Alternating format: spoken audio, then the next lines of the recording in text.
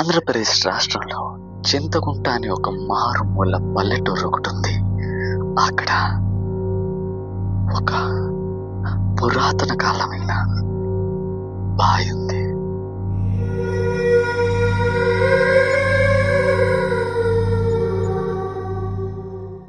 అందరికీ హాయ్. అందరు ఎలా ఉన్నారు? అందరూ బాగున్నారు అనుకుంటున్నాను. ముందుగా ఈ ఛానల్ని సబ్స్క్రైబ్ చేసుకొని నా హారర్ స్టోరీస్ వింటూ నన్ను సపోర్ట్ చేసిన ప్రతి ఒక్కరికి థ్యాంక్ యూ సో మచ్. ఇంతకంటే ఏం చెప్పగలను మీకు. ఇంకొకటి, ఈ ఫేస్ని, ఈ ఛానల్ని మొదటిసారి చూస్తున్న వాళ్ళు, ఇక్కడ మనం హారర్, మిస్టీరియస్ అండ్ క్రైమ్ స్టోరీస్ని చెప్పుకుంటాం. సబ్స్క్రైబ్ చేసుకోండి ఈ ఛానల్కి మరిన్ని హారర్ స్టోరీస్ కోసం. అలాగే లైక్ చేసి వీడియోని చూడటం స్టార్ట్ చేయండి.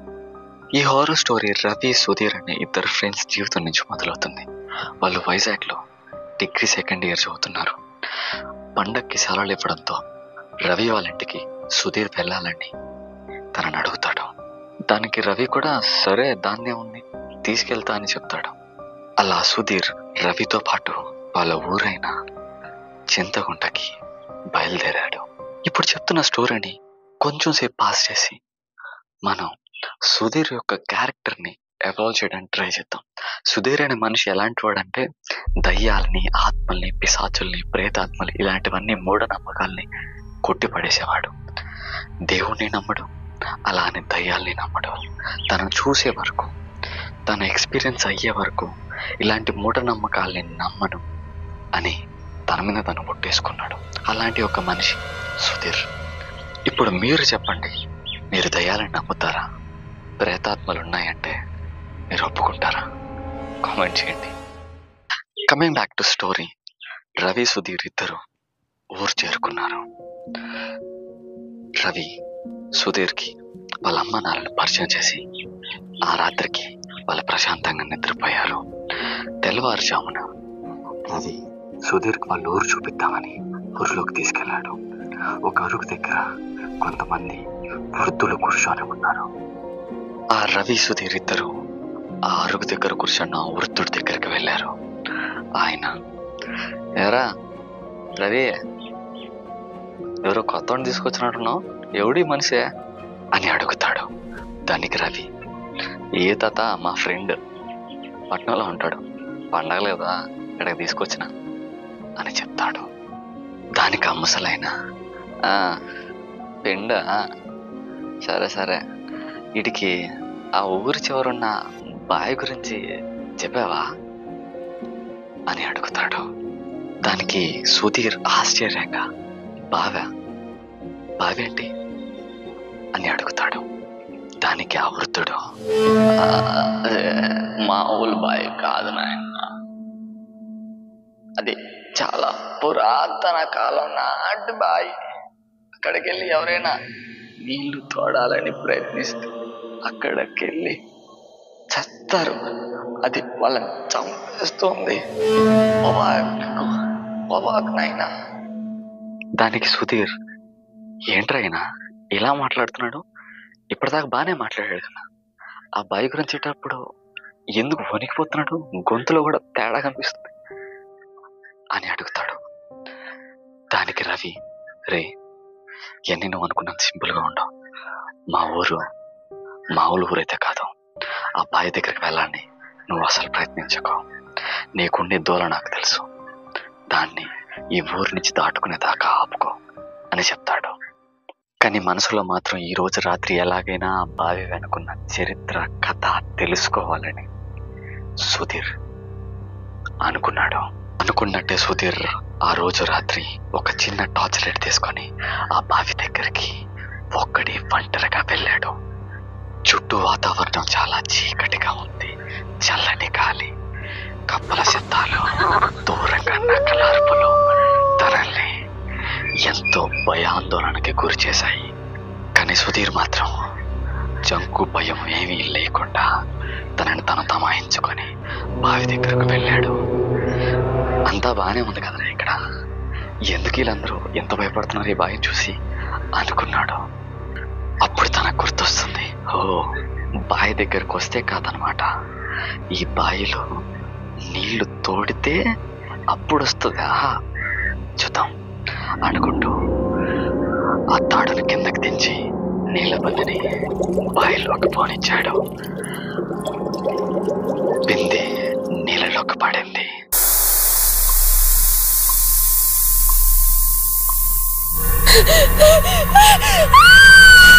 ఆ శబ్దం విన్న సుధీర్ ఒక్కసారిగా తన చేతిలో ఉన్న తాడుని వదిలేశాడు. అక్కడి నుంచి పరుగు తీయడం మొదలు పెట్టాడు.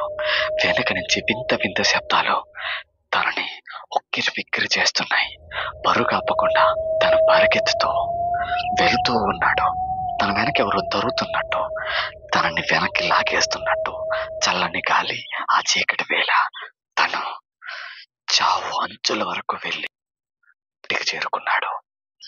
ఇంటికి చేరుకున్న తర్వాత అంత ప్రశాంతంగా ఉంటుందనుకున్నాడు సుధీర్. కానీ అలా జరిగితే ఆ అబ్బాయి గురించి ఎందుకు అందరూ రకరకాలుగా మాట్లాడుకుంటారో ఇప్పుడే మొదలవుతుంది అసలు ఆట. తను నిద్రపోతున్న సమయంలో తన కలలో ఎవరో తెల్ల చీరలు కట్టుకొని చింపిరి జుట్టుతో మల్లెపూలు పెట్టుకున్న ఒక ఆడ మనిషి ఆ బావి దగ్గర నిలబడినట్టు, ఎవరి కోసమో ఎదురు చూస్తున్నట్టు కనిపిస్తుంది. కాసేపు తనే ఒక చచ్చిన శవంలా కుళ్ళిపోయి ఆ బావి నీటిలో ఉన్నట్టు కనిపిస్తుంది. ఇలా కనిపించి సుధీర్ నిద్రని ఆత్మ కంట్రోల్ చేయడం మొదలుపెట్టింది.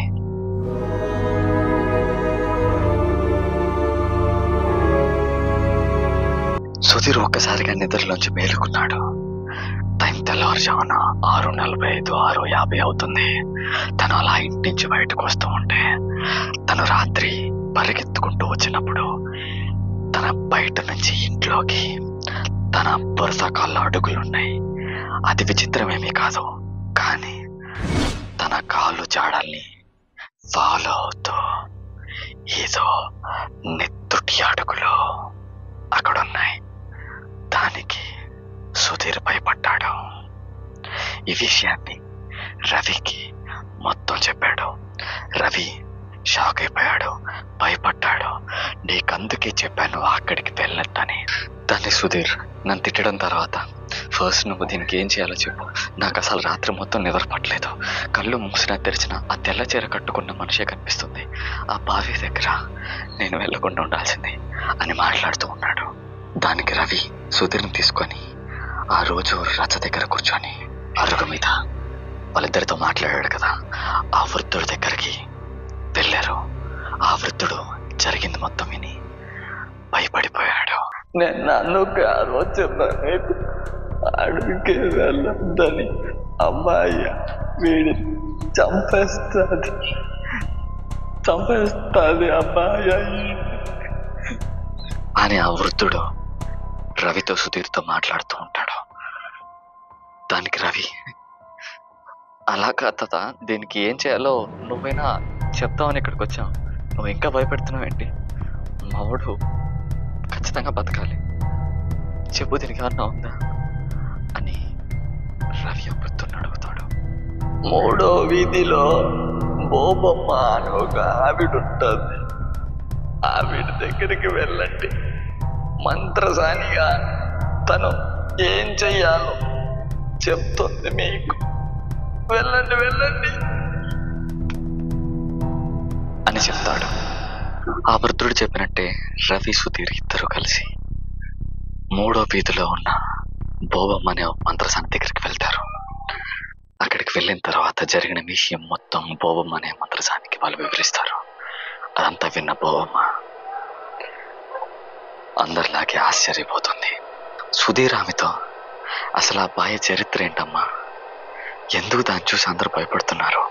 అసలుకి నా కల్లో కనిపిస్తున్న ఆ తెల్ల చీర కట్టుకున్న మనిషి ఎవరు? నీకైనా తెలుసా అని అడుగుతాడు. దానికి బోబమ్మ మంత్రసాని ఆ బావి అనుకున్న విషాద కథని చెప్పడం మొదలు పెడుతుంది.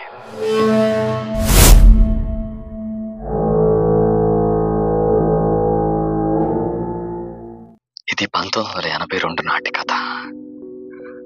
రామరాజు అనే ఒక తహసీల్దారు తక్కువ కుల అమ్మాయి అయిన సీతమ్మని ప్రేమించాడు.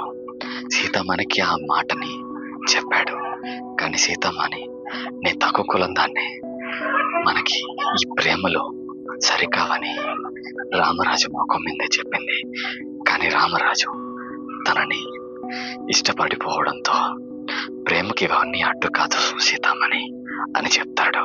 రామరాజు మాటలను నమ్మిన సీతమ్మని రామరాజుని ప్రేమించింది, తనని నమ్మింది. ఆ సమయంలోనే సీతమ్మనికి కడుపు వచ్చింది. ఈ విషయం సీతమ్మని రామరాజుకు చెప్పింది. ఇక్కడే ఈ కథలో అనుకోని మలుపు తీసుకుంది. ఇదంతా విన్న సుధీర్, ఆగమ్మా, అంటే ఇప్పుడు సీతమ్మని కడుపుతో ఉంది, నేను ఇట్లా కడుపుతో ఉన్నాను, నువ్వు నన్ను పెళ్లి చేసుకోవాలని రామరాజుని అడగడంతో తను నేను పెళ్లి చేసుకోవడం ఏంటి అని చెప్పడంతో సీతమ్మని ఆ బావిలోకి దూకి ఆత్మహత్య చేసుకుంది, అంతే కదా అని అడుగుతాడు. దానికి ఆ మంత్రసాన్ని కాదు కాదు, ఒకవేళ అలా జరుగున్నా బాగుండేదేమో, కానీ ఆ రోజు అలా జరగలేదు. నాకు ఇంకా బాగా గుర్తుంది, నేనప్పుడు చాలా చిన్న పిల్లని. ఆ రోజు సీతమ్మని ఎంతో సంతోషంతో రామరాజు దగ్గరికి వచ్చి విషయం చెప్పింది.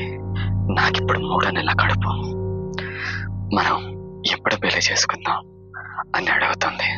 దానికి రామరాజు, చేసుకుందాం, ఎవరికి చెప్పకుండా చేసుకోవద్దు, మనం అందరినీ ఒప్పించి చేసుకుందాం, నేను మా ఇంట్లో చెప్తా, మా ఇంట్లో ఒప్పుకున్న తర్వాత మీ ఇంట్లో మాట్లాడదాం అని సీతమ్మనికి చెప్తాడు. సరే అని సీతమ్మని అక్కడి నుంచి సంతోషంగా వెళ్ళిపోతుంది. అదే రోజు సాయంత్రం సీతమ్మని బావి దగ్గరికి నీళ్లు తోడుకోవడానికి వెళ్ళినప్పుడు ఎవరూ లేని సమయం చూసి రామరాజు సీతమ్మని ఆ బావిలోకి తోసేస్తాడు.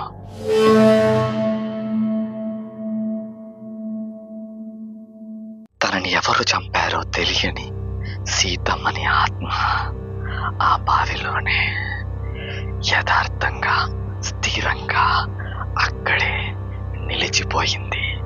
ఆ బావి దగ్గరికి ఎవరు నీళ్లు తోడుకోవడానికి వచ్చినా వీళ్ళే నన్ను చంపారు అనుకొని వాళ్ళని వెంటాడి వేటాడి చంపడం మొదలుపెట్టింది. కొన్ని నెలల సంవత్సరాలుగా అదే జరుగుతుంది అబ్బాయి చుట్టూ. కొన్నాళ్ళకి అబ్బాయి దగ్గరికి ఎవరు వెళ్ళడమే మానేశారు.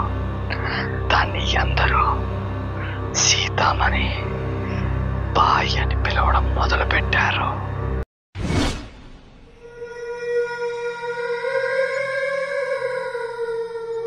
ఇదంతా మీకు నమ్మసంగా లేకపోయినా ఇదే నిజం అని ఆ మంత్రసాని సుధీర్తో చెప్తుంది. సుధీర్, ఇదంతా విన్న తర్వాత నిజంగా నాకు ఒళ్ళు చలదరిస్తుంది. నేను ఆ సీతమ్మని అనే ఆత్మ నుంచి తప్పించుకోవాలంటే ఏం చేయాలమ్మా అని సుధీర్ భయంగా ఆ మంత్రసాని అడుగుతాడు. ఆ మంత్రసానిని, నువ్వు చేయాల్సిన ఒకే ఒక్క పని, నువ్వు సీతమ్మని చంపలేదని సీతమ్మనికి తెలిసేలా ఆ బావి దగ్గర చెప్పడం. దానికి సుధీర్, ఏంటి ఇప్పుడు నేను ఆ బావి దగ్గరికి వెళ్ళి నేను నిన్ను చంపలేదని ఆత్మతో చెప్పాలా? భలే ఉన్నావమ్మా నువ్వు, నేనేంటి ఆడికి పోవడం ఏంటి, చంపేస్తున్నామా, మనిషి కాదు అది ఆత్మ అని చెప్తాడు. నువ్వు ఇంత భయంగా ఉంటే ఆ క్రియను నువ్వు పూర్తి చేయలేవు. నీకు నేను ఒక మంత్రిచ్చిన నిమ్మకాయ ఇస్తాను, అలాగే ఒక తాయితో కడతాను. ఇది నేను పూర్తిగా కాపాడుతుందని నేను నీకు హామీ ఇవ్వలేను, కానీ ఆ ఆత్మ నువ్వు ఏమీ చేయలేదు. ఆ ఆత్మని దగ్గరకు వచ్చినప్పుడు నీ చుట్టూ ఉండే వాతావరణం చల్లబడుతుంది. ఆ దయ్యపు ఆవిరిస్యగా నీ మొహం మీద పడుతుంది. ఆ స్పర్శని నువ్వు రుచి చూడగలవు. నేను ఇచ్చిన ఈ నిమ్మకాయ కట్టిన తాయెత్తు అది నేను ఏమీ చేయకుండా కాపాడుతుంది. మిగతా నీ చేతిలోనే ఉంది. నువ్వు ఎంత బలంగా అయితే ఆ సీతమ్మని ఆత్మకి తనని నువ్వు చంపలేదు అని రుజువు చేసుకుంటావు, అక్కడే అసలు కథ దాగుంది అని ఆ మంత్రసాని సుధీర్తో చెప్తుంది. ఆ తర్వాత రోజు సుధీర్ ఆ మంత్రసాని ఇచ్చిన ఆ తాయెత్తుని కట్టుకొని తను మంత్రించిన నిమ్మకాయని తన జోబులో పెట్టుకొని ఆ బావి దగ్గరికి అర్ధరాత్రి 12:15 వెళ్ళాడు. వాతావరణం బాగుంది, అంతా నార్మల్ గానే ఉంది. కాసేపు తర్వాత మంత్రసాని చెప్పినట్టు సుధీర్ ఆ సీతమ్మని ఆత్మని పిలవడం మొదలుపెట్టాడు. సీతమ్మని, సీతమ్మని, నువ్వు ఇక్కడే ఉన్నావు నాకు తెలుసు, ఒకసారి బయటికి రా సీతమ్మని అని పిలుస్తాడు. కొన్ని క్షణాల తర్వాత ఒక వింత శబ్దం తనకు వినిపించడం మొదలవుతుంది. ఆ మంత్రసాని చెప్పినట్టుగా సుధీర్ చల్లని గాలిని ఫీల్ అవ్వగలుగుతున్నాడు. తన మొహానికి ఒక ఆవిరి సెగ తగులుతుంది. తన రోమాలు నిక్కబడుచుకుంటున్నాయి. ఇంగ్లీష్లో మనం చెప్పుకుంటాం కదా, గూస్ బంప్స్. అంటే సీతమ్మని ఆత్మ తన చుట్టుపక్కల ఎక్కడ ఉందని, తనని చూస్తుందని సుధీర్ నమ్మడం మొదలు పెట్టాడు. అప్పుడు సుధీర్, నువ్వు ఇక్కడే ఉన్నావని నాకు తెలుసు, నేను నేను చంపలేదు, నాకు ఈ ఊరు గురించి, నీ గురించి, ఈ బావి గురించి ఏమీ తెలియదు సీతమ్మని, నేను ఏమీ తెలియకుండా వచ్చాను, నన్ను క్షమించు, నేను నిన్ను చంపలేదు, నన్ను వద్దులే ప్లీజ్, నీకు దండం పెడతా అని వేడుకోవడం మొదలుపెట్టాడు. సుధీర్ అలా మాట్లాడిన కొన్ని నిమిషాలకి ఒక వింత గొంతు నుంచి మాటలు రావడం మొదలయ్యాయి.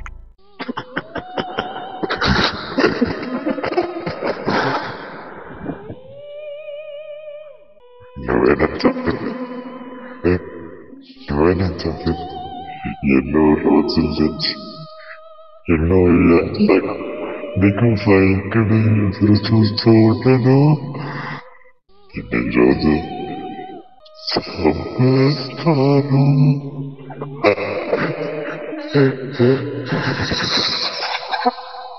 అని ఒక భయంకరమైన గొంతు సుధీర్తో మాట్లాడటంతో సుధీర్ ఎంతో భయాందోళనకు గురయ్యాడు. తన ప్రాణాలు జారిపోయి కిందకొచ్చేసాయి.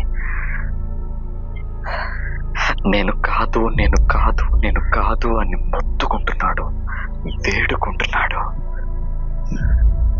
కానీ ఆత్మ మాత్రం, నాకు తెలుసు, నాకు తెలుసు, ఈరోజు ఈరోజు నన్ను అని మాట్లాడుతూ సీతమ్మని ఆత్మ సంతోషంలో, ఎందుకంటే తన చంపాలి అనుకుని ఎన్నో ఏళ్ళకి ఎదురు చూస్తున్న మనిషి తన కళ్ళెదురుగా ఉన్నాడంతను ఊహించుకుంటుంది. సుధీర్ మాత్రం ఎంతో భయంతో వేడుకుంటున్నాడు, నేను కాదు, నేను కాదు అని. అప్పుడే సుధీర్ కళ్ళ ముందు ఒక వింత విచిత్రమైన సీతామణి ఆత్మ ప్రత్యక్షమైంది. ఆత్మ ఎంతో భయంకరంగా ఉంది.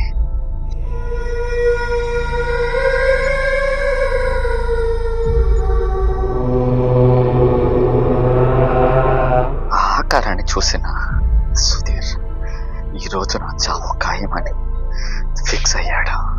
కానీ ఎలాగై నుంచి దీన్ని బయటపడాలని తన సహనం నశించి గట్టిగా అరవడం మొదలు పెట్టాడు. నిన్ను చంపింది నేనే కాదే, నువ్వు ఎంతో ప్రాణానికి ప్రాణంగా ప్రేమించిన నీ రామరాజే నిన్ను చంపాడు. వాడి చేతుల్లో చచ్చి మమ్మల్ని అందరినీ చంపాలని చూస్తావా? నీ వల్ల ఎన్ని ప్రాణాలు పోయాయి నీకు తెలుసా అని అడుగుతాడు. ఆ మాటలకి సీతమ్మని ఆత్మ కృంగి కృషించిపోయింది. నిజం తెలిసిన తర్వాత తను ఇక నశించడం మొదలుపెట్టింది. చిన్న చిన్న చుక్కలగా ఆ భయంకరమైన సీతమ్మని ఆత్మ గాలిలో కలిసిపోవడం మొదలైంది. ఆ విచిత్రమైన దృశ్యాన్ని సుధీర్ తన 2 కళ్ళతో చూస్తూ ఉన్నాడు. చూస్తుండగానే సీతమ్మని ఆత్మ అలా గాలిలో కలిసిపోయింది. సుధీర్ ఆ వింత అనుభవాన్ని మనసులో మోసుకుంటూ అక్కడి నుంచి ఇంటికి బయలుదేరాడు. ఆ రోజు రాత్రి ప్రశాంతంగా పడుకున్నాడు. ఆ తర్వాతి రోజు రవి, సుధీర్, ఆ మంత్రసాని, ఆ వృద్ధుడు ఆ బావి దగ్గరికి వచ్చి చూస్తే పెద్ద పెద్ద తాడులతో బావి దానంతటా అదే మూసుకుపోయి ఉంది. ఒకవేళ సీతమ్మని తన ఇక నశించిపోయానని ఆ ఊర్లోని జనాలకి చెప్పడానికి ఆ బావిని అలా మూసివేసి ఉండొచ్చు అని ఆ మంత్రసాని వాళ్ళతో చెప్పింది. ఆ తర్వాత రోజు సుధీర్ వైజాగ్కి బయలుదేరాడు. బస్సులో వెళ్తూ తన మనసులో ఎన్నో ఆలోచనలు, ఎన్నో వింత అనుభూతులు. ఇప్పటి వరకు తనకి దేవుడన్నా దయ్యమన్నా నమ్మకం లేదు. కానీ మొదటిసారి తను దయ్యాన్ని అనుభూతి చెందాడు. అలాగే దేవుడి మీద నమ్మకం కలిగింది.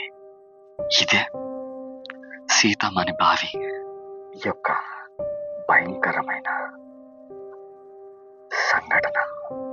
ఇప్పుడు మీరు చెప్పండి, మీరు నిజంగా ఈ దయ్యాలు, ఆత్మలు, ప్రేతాత్మల గురించి నమ్ముతారా? కామెంట్ చేయండి, నాకు తెలుసుకోవాలని ఉంది. అలాగే ఈ హోరర్ స్టోరీ మీకు నిజంగా నచ్చినట్లయితే నా కోసం ఒకే ఒక లైక్ చేయండి. అలాగే ఎలా అనిపించిందో కామెంట్ చేయండి. మీ ఫ్రెండ్స్ అండ్ ఫ్యామిలీలో ఎవరికైనా horror, mysteries and crime stories interest ఉంటే వాళ్ళకి ఈ వీడియోని షేర్ చేయండి. అలాగే మన ఛానల్ని సబ్స్క్రైబ్ చేసుకొని ఆ బెల్ ఐకాన్ ఆన్ చేసుకోండి. నా హారర్ స్టోరీస్ మీకు ముందుగా నోటిఫికేషన్ వచ్చే ఛాన్స్ ఉంటుంది. అలాగే నన్ను సపోర్ట్ చేసిన ఫాలో అవుతారు. See you soon.